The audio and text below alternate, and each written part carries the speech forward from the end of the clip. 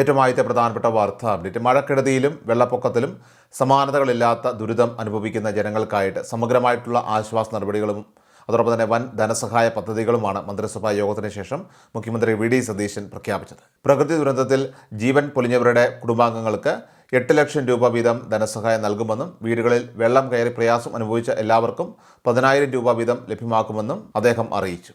ഈ സഹായം ലഭിക്കാൻ ദുരിതാശ്വാസ ക്യാമ്പുകളിൽ പോയി താമസിക്കണമെന്ന നിർബന്ധമില്ലെന്ന കാര്യവും അദ്ദേഹം വ്യക്തമാക്കി കഴിഞ്ഞു. കൂടാതെ വീടുകളിൽ വെള്ളം കയറിയവർക്ക് ആശ്വാസമായി ദിവസം 300 രൂപ വീതം നൽകാനും കടകളിൽ വെള്ളം കയറി നാശനഷ്ടം നേരിട്ട വ്യാപാരികൾക്ക് 10,000 രൂപ വീതം നൽകാനും തീരുമാനമായിട്ടുണ്ട്. ദുരന്തത്തിൽ വീടും സ്ഥലവും പൂർണ്ണമായി നഷ്ടപ്പെട്ടവർക്ക് 12 ലക്ഷം രൂപയും അതുപോലെ തന്നെ വീട് പൂർണ്ണമായിട്ട് തകർന്നവർക്ക് 6 ലക്ഷം രൂപയും ധനസഹായം നൽകുന്നതാണ്. തിരികെ വീടുകളിലേക്ക് പോയി താമസിക്കാൻ നിലവിൽ സാധിക്കാത്തവർക്ക് പുനരധിവാസത്തിനേക്കതിൻ്റെ ഭാഗമായി വാടക നൽകാനും സർക്കാർ തീരുമാനിച്ചിട്ടുണ്ട്.